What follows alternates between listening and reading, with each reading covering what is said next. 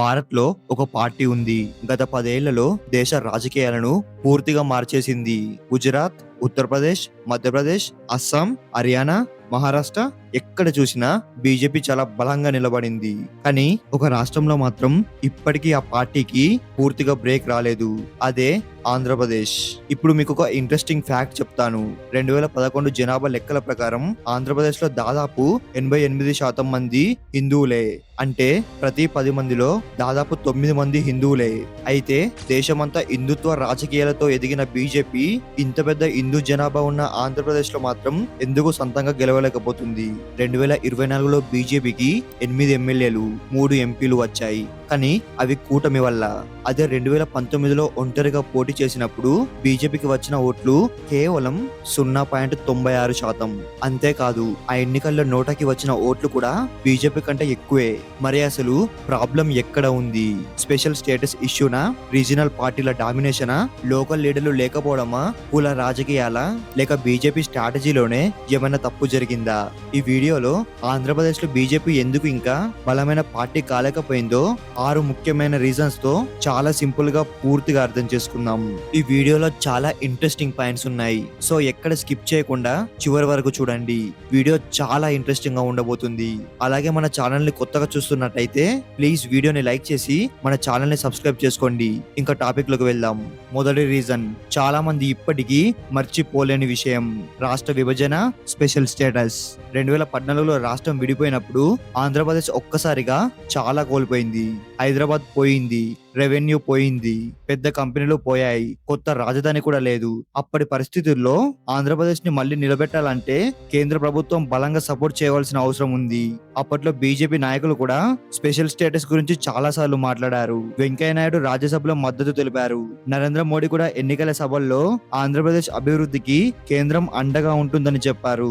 దాంతో చాలా మంది ప్రజలు బీజేపీ మీద నమ్మకం పెట్టుకున్నారు. కానీ కేంద్రంలో ప్రభుత్వం ఏర్పడిన తర్వాత స్పెషల్ స్టేటస్ ఇవ్వడం కుదరదని చెప్పింది. దానికి బదులుగా స్పెషల్ ప్యాకేజీ ఇస్తామని ప్రకటించింది.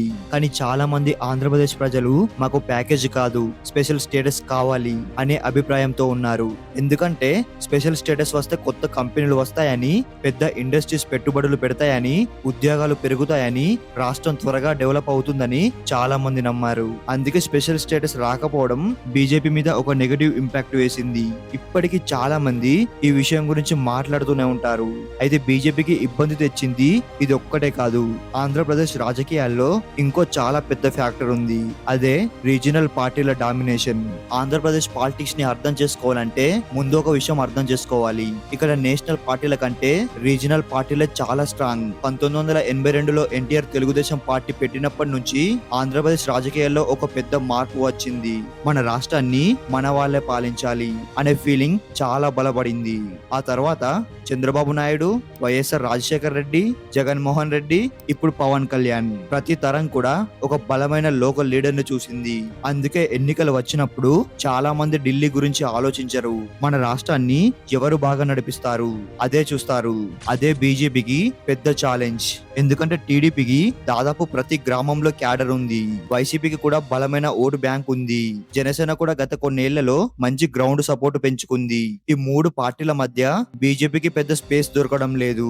మరో విషయం, టీడీపీ అయినా వైసీపీ అయినా ప్రజల దగ్గరకు నేరుగా వెళ్లే స్కీమ్స్ మీద ఎక్కువగా ఫోకస్ చేశాయి. పెన్షన్లు, అమ్మఒడి, రైతు పథకాలు, డైరెక్ట్ బెనిఫిట్ ట్రాన్స్ఫర్లు, ఇలాంటి వాటి వల్ల ప్రజలకు రాష్ట్ర ప్రభుత్వంతో డైరెక్ట్ కనెక్షన్ ఏర్పడింది.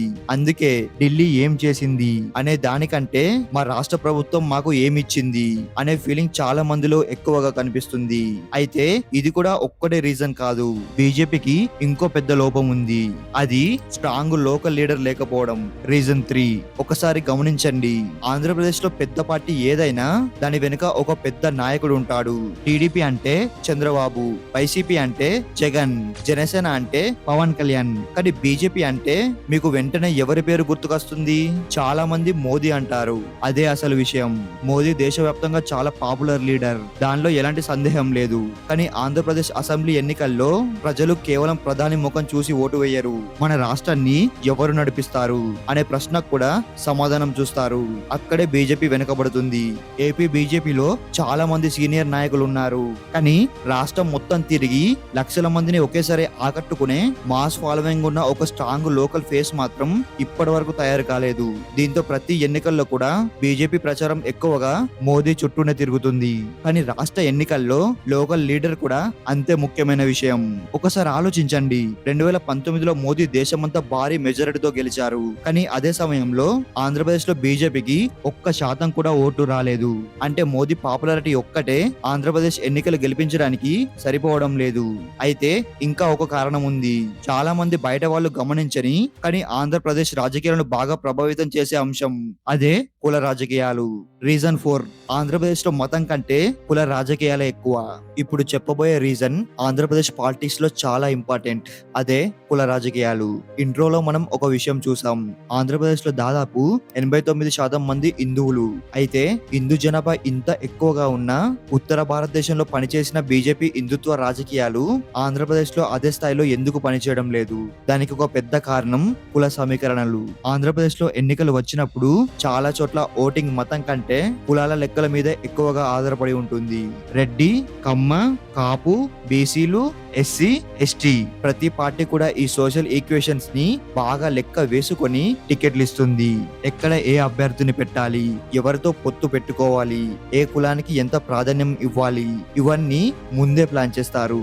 అందుకే చాలా సందర్భాల్లో మతం కంటే క్యాస్ట్ ఈక్వేషన్స్ ఎన్నికల ఫలితాలను ఎక్కువగా ప్రభావితం చేస్తాయి. అంటే బీజేపీ తీసుకొచ్చే హిందుత్వ ఎజెండా కంటే లోకల్ సోషల్ ఈక్వేషన్స్ కే ఎక్కువ ప్రాధాన్యం దొరుకుతుంది.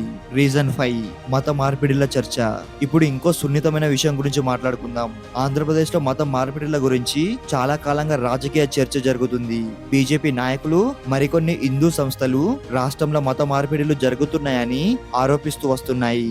మరోవైపు ఇతర పార్టీలు, విమర్శకులు ఆ ఆరోపణల స్థాయిని ప్రశ్నిస్తూ ఉంటారు. అంటే ఈ విషయం రాజకీయాల్లో ఉంది, కానీ ఎన్నికల్లో దీని ప్రభావం ఎంత? అదే అసలు ప్రశ్న. ఒకవేళ ఈ అంశం రాష్ట్ర వ్యాప్తంగా ఓటర్లను ఒకే దిశగా ప్రభావితం చేసి ఉంటే దాని లాభం నేరుగా బీజేపీకి కనిపించాలి. కానీ ఇప్పటి వరకు ఎన్నికల ఫలితాల్లో అలాంటి మార్పు పెద్దగా కనిపించలేదు.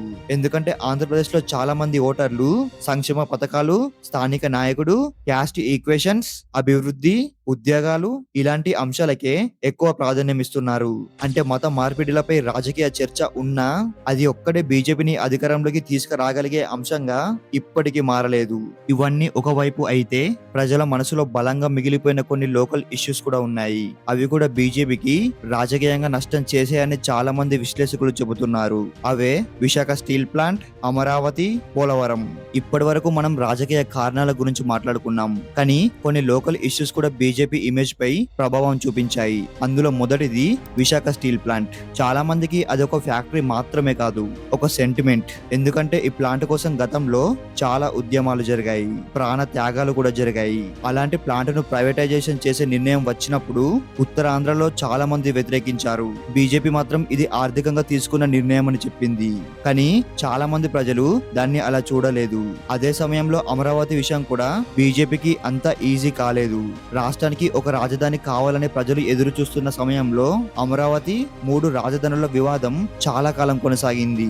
ఈ మొత్తం వ్యవహారంలో కేంద్ర ప్రభుత్వం మరికొంత చొరవ చూపాల్సిందని కొందరు భావించారు. పోలవరం విషయంలో కూడా ప్రాజెక్టు పూర్తి కావడంలో జాప్యం జరిగిందనే విమర్శలు వచ్చాయి. ఈ 3 విషయాలు కలిపి కొంతమంది ఓటర్లలో బీజేపీపై సందేహాలు పెంచాయి. రీజన్ 7, చివరిగా చాలా మంది రాజకీయ విశ్లేషకులు చెప్పే ఇంకో విషయం.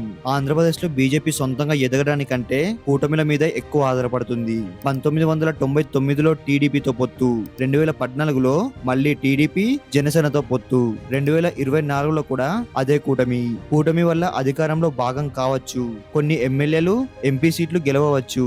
కానీ ఒక పార్టీ నిజంగా బలపడాలంటే ప్రతి గ్రామంలో క్యాడర్ ఉండాలి, ప్రతి మండలంలో నాయకులు ఉండాలి, ప్రజలు పార్టీ జెండా కోసం పనిచేసే కార్యకర్తలు ఉండాలి. అలాంటి బలమైన గ్రౌండ్ నెట్వర్క్ నిర్మించడానికి చాలా సమయం పడుతుంది. ఇదే పని బీజేపీ బీజేపీ ఇప్పటికీ పూర్తిగా చేయలేకపోయిందని చాలా మంది విశ్లేషకులు భావిస్తున్నారు. అయితే ఈ వీడియో మొత్తం చూస్తే ఒక విషయం స్పష్టంగా అర్థమవుతుంది. ఆంధ్రప్రదేశ్ లో బీజేపీ బలపడకపోవడానికి ఒక్క కారణం లేదు. రాష్ట్ర విభజన తర్వాత స్పెషల్ స్టేటస్ వివాదం, రీజనల్ పార్టీల బలం, లోకల్ మాస్ లీడర్ లేకపోవడం, కుల రాజకీయాలు, విశాఖ స్టీల్, అమరావతి, పోలవరం లాంటి లోకల్ ఇష్యూస్, కూటముల మీద ఎక్కువగా డిపెండ్ అవ్వడం, ఇవన్నీ కలిసి బీజేపీ ఎదుగుదలని కష్టతరం చేశాయి. అయితే రాజకీయాలు ఎప్పుడూ ఒకేలా ఉండవు. 2024 తర్వాత బీజేపీ ఇప్పుడు రాష్ట్ర ప్రభుత్వంలో భాగస్వామిగా ఉంది. రాబోయే సంవత్సరాల్లో కేంద్రం నుంచి పెద్ద ఇన్వెస్ట్మెంట్స్ వస్తే, పోలవరం వేగంగా పూర్తయితే, కొత్త పరిశ్రమలు వస్తే ఆంధ్రప్రదేశ్ రాజకీయాలు కూడా మారే అవకాశం ఉంది. అది నిజంగా జరుగుతుందా, లేక ఇప్పటిలాగే రీజనల్ పార్టీలే ఆధిపత్యం కొనసాగిస్తాయా? మీ ఒపీనియన్ ఏంటో కింద కామెంట్ సెక్షన్ లో కామెంట్ చేయండి. అలాగే ఈ వీడియో నచ్చినట్టయితే ఇలాంటి ఇంట్రెస్టింగ్ అండ్ ఇన్ఫర్మేషనల్ వీడియోస్ కోసం మన ఛానల్ ని సబ్స్క్రైబ్ చేసుకోండి. And thank you for watching.